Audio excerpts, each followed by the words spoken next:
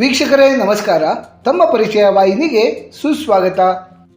ಆತ್ಮೀಯರೇ, ತಮಗೆಲ್ಲ ತಿಳಿದಿರುವಂತೆ ಪ್ರತಿ ಮಾಸದ ಶುಕ್ಲ ಪಕ್ಷದ ಷಷ್ಠಿಯ ದಿನವನ್ನು ಸುಬ್ರಹ್ಮಣ್ಯ ಸ್ವಾಮಿಗೆ ಅರ್ಪಣೆ ಮಾಡಿ ಪೂಜಿಸಲಾಗುತ್ತದೆ. ಕಾರ್ತಿಕೇಯ, ಮುರುಘ, ಸ್ಕಂದ, ಕುಮಾರಸ್ವಾಮಿ, ಷಣ್ಮುಗ ಹೀಗೆ ನಾನಾ ಹೆಸರುಗಳಿಂದ ಕರೆಯಲ್ಪಡುವಂತಹ ಶ್ರೀ ಸುಬ್ರಹ್ಮಣ್ಯ ಸ್ವಾಮಿಯು ಶಿವಪಾರ್ವತಿಯರ ಪುತ್ರರಾಗಿದ್ದು ಗಣೇಶ ದೇವರ ಸಹೋದರರೂ ಸಹ ಹೌದು. ಈ ಷಷ್ಠಿಯ ದಿನಗಳಂದು ಭಕ್ತಾದಿಗಳಾದ ನಾವು ಸುಬ್ರಹ್ಮಣ್ಯ ಸ್ವಾಮಿಯ ಕುರಿತು ವ್ರತ ಹಾಗೂ ಪೂಜೆಗಳನ್ನು ಕೈಗೊಳ್ಳುತ್ತೇವೆ. ಮಾಸಗಳಲ್ಲಿ ಅತ್ಯಂತ ಉತ್ತಮವಾದಂತಹ ಹಾಗೂ ಸ್ವತಃ ಶ್ರೀಕೃಷ್ಣ ಪರಮಾತ್ಮರೇ ಭಗವದ್ಗೀತೆಯಲ್ಲಿ ತಮ್ಮ ವಿಭೂತಿ ರೂಪವಾದಂತಹ ಮಾಸ ಎಂದು ಉಲ್ಲೇಖಿಸಿರುವ ಮಾಸವಾದಂತಹ ಮಾರ್ಗಶಿರ ಮಾಸದಲ್ಲಿ ಬರುವ ಶುಕ್ಲ ಪಕ್ಷದ ಷಷ್ಠಿಯು ಷಷ್ಠಿಗಳಲ್ಲಿಯೇ ಅತ್ಯಂತ ವಿಶೇಷವಾದದ್ದು. ಈ ವಿಶೇಷವಾದ ಷಷ್ಠಿಯನ್ನು ಚಂಪಾ ಷಷ್ಠಿ, ಸ್ಕಂದ ಷಷ್ಠಿ, ಸುಬ್ರಹ್ಮಣ್ಯ ಷಷ್ಠಿ, ಕುಕ್ಕೆ ಷಷ್ಠಿ, ಸುಬ್ರಾಯನ ಷಷ್ಠಿ ಎಂಬೆಲ್ಲ ಹೆಸರುಗಳಿಂದ ಕರೆಯಲಾಗುತ್ತದೆ.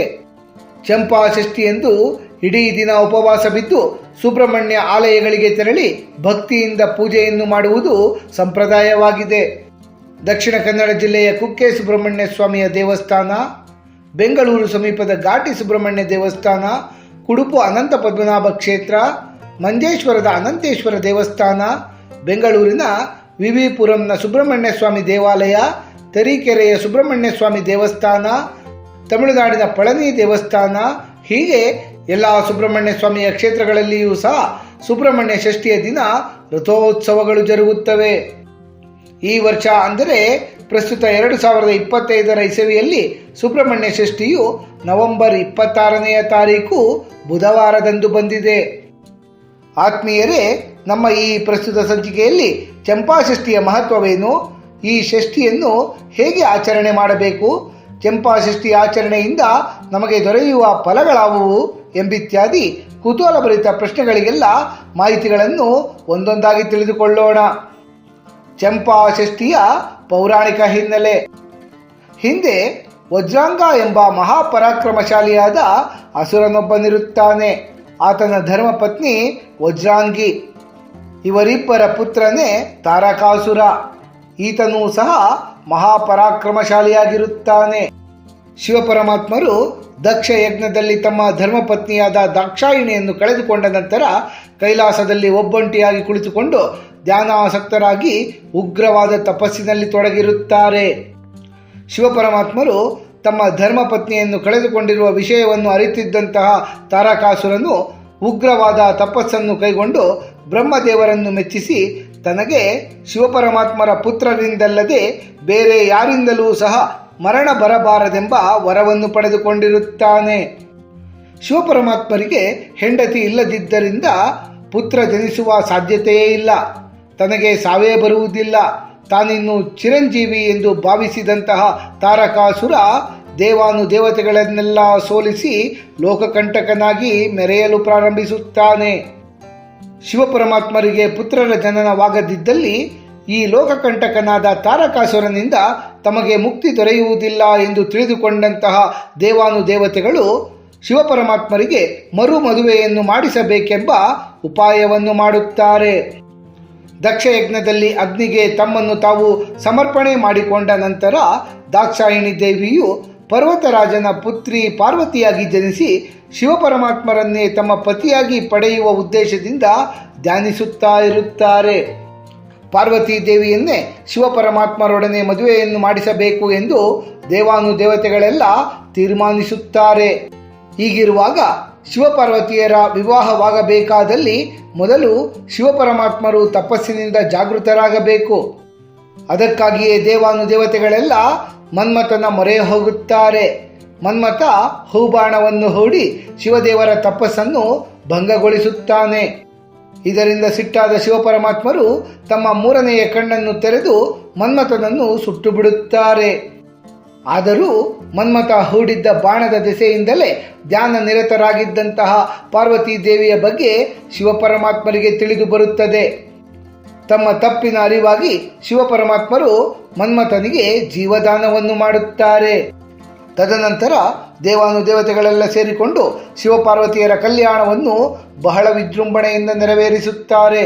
ಆ ಕಲ್ಯಾಣದ ನಂತರ ಶಿವಪಾರ್ವತಿಯರಿಗೆ ಜನಿಸಿದ ಪುತ್ರರೇ ಕಾರ್ತಿಕೇಯರು.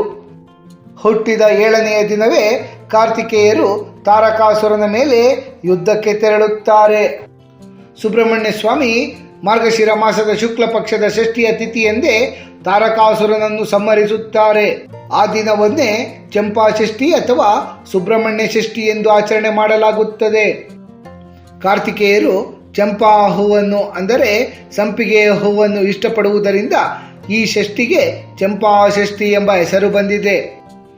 ತಾರಕಾಸುರನನ್ನು ಕೊಂದ ನಂತರ ಸುಬ್ರಹ್ಮಣ್ಯ ಸ್ವಾಮಿಯು ನಮ್ಮ ಕರ್ನಾಟಕದ ದಕ್ಷಿಣ ಕನ್ನಡ ಜಿಲ್ಲೆಯ ಕುಕ್ಕೆ ಸುಬ್ರಹ್ಮಣ್ಯ ಕ್ಷೇತ್ರದ ಬಳಿ ಹರಿಯುವಂತಹ ದಾರಾ ಎಂಬ ನದಿಯಲ್ಲಿ ತಮ್ಮ ರಕ್ತಸಿಕ್ತ ಆಯುಧವನ್ನು ತೊಳೆದುಕೊಳ್ಳುತ್ತಾರೆ. ಅಂದಿನಿಂದ ಆ ನದಿ ಕುಮಾರಧಾರ ಎಂದೇ ಕರೆಸಿಕೊಳ್ಳುತ್ತದೆ. ತಾರಕಾಸುರನನ್ನು ಕೊಂದ ನಂತರ ದೇವೇಂದ್ರ ತನ್ನ ಪುತ್ರಿಯಾದ ದೇವಸೇನೆಯನ್ನು ಕುಕ್ಕೆ ಸುಬ್ರಹ್ಮಣ್ಯ ಕ್ಷೇತ್ರದ ಬಳಿಯೇ ಇರುವಂತಹ ಕುಮಾರ ಪರ್ವತದಲ್ಲಿ ಕುಮಾರಸ್ವಾಮಿಯೊಂದಿಗೆ ಮದುವೆ ಮಾಡಿಕೊಡುತ್ತಾರೆ. ಇದೇ ಸಂದರ್ಭದಲ್ಲಿ ವಾಸುಕಿ ಎಂಬ ಮಹಾಸರ್ಪ ಗರುಡನ ಭಯದಿಂದ ಕುಕ್ಕೆ ಸುಬ್ರಹ್ಮಣ್ಯ ಕ್ಷೇತ್ರದ ಬಳಿಯಲ್ಲಿರುವಂತಹ ಬಿಲದ್ವಾರ ಎಂಬ ಗುಹೆಯಲ್ಲಿ ಅಡಗಿ ಕುಳಿತು ತಪಸ್ಸಿನಲ್ಲಿ ಮಗ್ನನಾಗಿರುತ್ತಾನೆ. ಸುಬ್ರಹ್ಮಣ್ಯ ಸ್ವಾಮಿಯು ದೇವಸೇನೆಯ ಸಮೇತರಾಗಿ ವಾಸುಕಿಗೆ ದರ್ಶನವನ್ನಿತ್ತು ಅಭಯವನ್ನು ನೀಡಿ ತದನಂತರ ವಾಸುಕಿ ಸಮೇತರಾಗಿ ಕುಮಾರಧಾರಾ ನದಿಯ ಪಕ್ಕದಲ್ಲೇ ಸರ್ಪ ಸಂಕುಲ ರಕ್ಷಕರಾಗಿ ನೆಲೆ ನಿಲ್ಲುತ್ತಾರೆ. ಆ ಸ್ಥಳವೇ ಕುಕ್ಕೆ ಸುಬ್ರಹ್ಮಣ್ಯ ಕ್ಷೇತ್ರ ಎಂದು ಪ್ರಸಿದ್ಧಿಯನ್ನು ಪಡೆದುಕೊಂಡಿದೆ. ಇದೇ ಕಾರಣಕ್ಕಾಗಿ ಕುಕ್ಕೆ ಸುಬ್ರಹ್ಮಣ್ಯ ಕ್ಷೇತ್ರದಲ್ಲಿ ಚಂಪಾಷಷ್ಠಿಯ ದಿನ ಬ್ರಹ್ಮರಥೋತ್ಸವ ಜರುಗುತ್ತದೆ. ಕುಕ್ಕೆ ಸುಬ್ರಹ್ಮಣ್ಯ ಕ್ಷೇತ್ರದ ಬ್ರಹ್ಮರಥೋತ್ಸವದ ಸಂದರ್ಭದಲ್ಲಿ ಸುಬ್ರಹ್ಮಣ್ಯ ಸ್ವಾಮಿಯು ಬ್ರಹ್ಮರಥದಲ್ಲಿ ಆರೋಹಣಗೊಂಡ ನಂತರ ಗರುಡನು ಆಗಮಿಸಿ ರಥಕ್ಕೆ 3 ಪ್ರದಕ್ಷಿಣೆಯನ್ನು ಹಾಕುವುದು ಈ ಕ್ಷೇತ್ರದ ವಿಶೇಷತೆ. ಚಂಪಾಷಷ್ಠಿಯ ದಿನ ಶಿವಪರಮಾತ್ಮರ ಆರಾಧನೆಯೂ ಸಹ ಬಹಳ ಶ್ರೇಷ್ಠವಾದದ್ದು. ಏಕೆಂದರೆ ಇದೇ ದಿನ ಶಿವಪರಮಾತ್ಮರು ಖಂಡೋಬರ ರೂಪದಲ್ಲಿ ಆಗಮಿಸಿ ಮಣಿ ಹಾಗೂ ಮಲ್ಲ ಎಂಬ 2 ರಾಕ್ಷಸರನ್ನು ಸಂಹರಿಸಿದ್ದರು ಎಂಬ ನಂಬಿಕೆ ಇದೆ.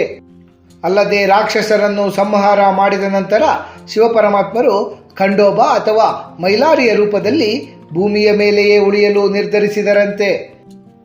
ಇದೇ ಕಾರಣಕ್ಕೆ ಮಹಾರಾಷ್ಟ್ರ ಮತ್ತು ಕರ್ನಾಟಕದಲ್ಲಿರುವ ಮೈಲಾರ ದೇವಾಲಯಗಳಲ್ಲಿ ಮತ್ತು ಖಂಡೋಬಾ ದೇವಸ್ಥಾನಗಳಲ್ಲಿ ಚಂಪಾಷಷ್ಠಿಯ ದಿನ ಅದ್ದೂರಿಯಾಗಿ ಪೂಜೆಯನ್ನು ಸಲ್ಲಿಸಲಾಗುತ್ತದೆ.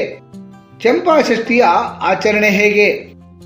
ಚಂಪಾಷಷ್ಠಿಯ ದಿನ ಮುಂಜಾನೆ ಬೇಗನೆ ಎದ್ದು ಮಂಗಳ ಸ್ನಾನವನ್ನು ಮಾಡಿ ಶುಚಿರ್ಭೂತರಾಗಿ ಮಡಿ ವಸ್ತ್ರಗಳನ್ನು ತೊಡಬೇಕು. ಉಪವಾಸ ವ್ರತವನ್ನು ಆಚರಿಸುವುದಾಗಿ ಪ್ರತಿಜ್ಞೆಯನ್ನು ಕೈಗೊಳ್ಳಬೇಕು. ದೇವರ ಮನೆಯಲ್ಲಿ ಬೆಳ್ಳಿಯ ನಾಗಪ್ಪ ಹಾಗೂ ಸುಬ್ರಹ್ಮಣ್ಯ ಸ್ವಾಮಿಯ ಪಟವನ್ನು ಪ್ರತಿಷ್ಠಾಪಿಸಬೇಕು. ಮೊದಲು ಗಣೇಶ ದೇವರಿಗೆ ಪೂಜೆಯನ್ನು ಸಲ್ಲಿಸಿ ತದನಂತರ ಸುಬ್ರಹ್ಮಣ್ಯ ಸ್ವಾಮಿಗೆ ಷೋಡಶೋಪಚಾರಗಳಿಂದ ಪೂಜೆಯನ್ನು ಸಲ್ಲಿಸಬೇಕು. ಈ ದಿನ ಚಂಪಾ ಹೂಗಳನ್ನು ಸುಬ್ರಹ್ಮಣ್ಯ ಸ್ವಾಮಿಯ ಪೂಜೆಗೆ ಬಳಸುವುದು ಬಹಳ ಶ್ರೇಷ್ಠ ಮತ್ತು ವಿಶೇಷವೆನಿಸಿಕೊಳ್ಳುತ್ತದೆ. ಸುಬ್ರಹ್ಮಣ್ಯ ಸ್ವಾಮಿಯ ಅಷ್ಟೋತ್ತರವನ್ನು ಪಠಣ ಮಾಡಿ ಯಾವುದಾದರೂ ಸಿಹಿ ತಿಂಡಿಯನ್ನು ಸ್ವಾಮಿಗೆ ನೈವೇದ್ಯವನ್ನಾಗಿ ಅರ್ಪಿಸಿ ಮಂಗಳಾರತಿಯನ್ನು ಮಾಡಬೇಕು.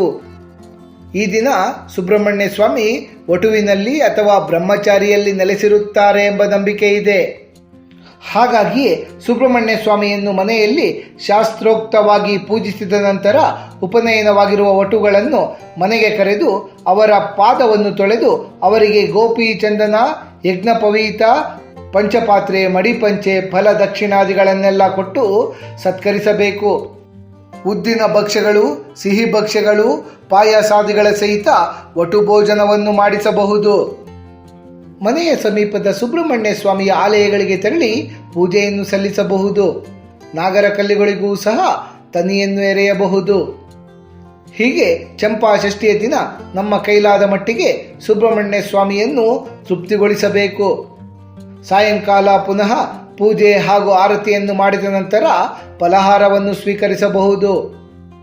ಚಂಪಾಷಷ್ಠಿಯ ದಿನ ರಾತ್ರಿ ನೆಲದ ಮೇಲೆ ಮಲಗುವುದರಿಂದ ಸುಬ್ರಹ್ಮಣ್ಯ ಸ್ವಾಮಿಯ ಕೃಪಾನುಗ್ರಹ ನಮ್ಮದಾಗುತ್ತದೆ ಎಂದು ಧರ್ಮಶಾಸ್ತ್ರಗಳು ಉಲ್ಲೇಖಿಸುತ್ತವೆ. ಚಂಪಾಷಷ್ಠಿಯ ಆಚರಣೆಯ ಫಲಗಳು: ಈ ಚಂಪಾಷಷ್ಠಿಯ ವ್ರತಾಚರಣೆಯಿಂದ ಸರ್ಪದೋಷಗಳು ಹಾಗೂ ಚರ್ಮವ್ಯಾಧಿಗಳೆಲ್ಲ ನಿವಾರಣೆಯಾಗುವುದಲ್ಲದೆ ಸಂತಾನ ಫಲ ದೊರೆಯುತ್ತದೆ. ಸುಂದರ ವಿವಾಹ ಜೀವನಕ್ಕೆ ಸುಬ್ರಹ್ಮಣ್ಯ ಸ್ವಾಮಿಯ ಕೃಪಾಶೀರ್ವಾದ ಬಹಳ ಮುಖ್ಯವಾಗಿರುತ್ತದೆ.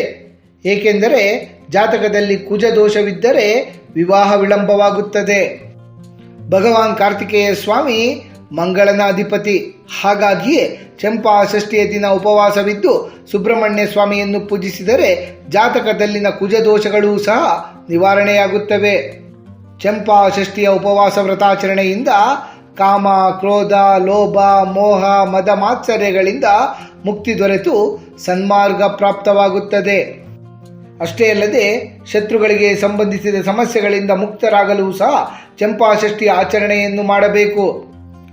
ಚಂಪಾಷಷ್ಠಿಯ ದಿನ ಶಿವಪರಮಾತ್ಮರನ್ನು ಪೂಜೆ ಮಾಡುವುದರಿಂದ ಅಜ್ಞಾನದಿಂದ ಮಾಡಿದ ಪಾಪಗಳಿಂದ ಮುಕ್ತಿಯನ್ನು ಪಡೆದುಕೊಳ್ಳಬಹುದು.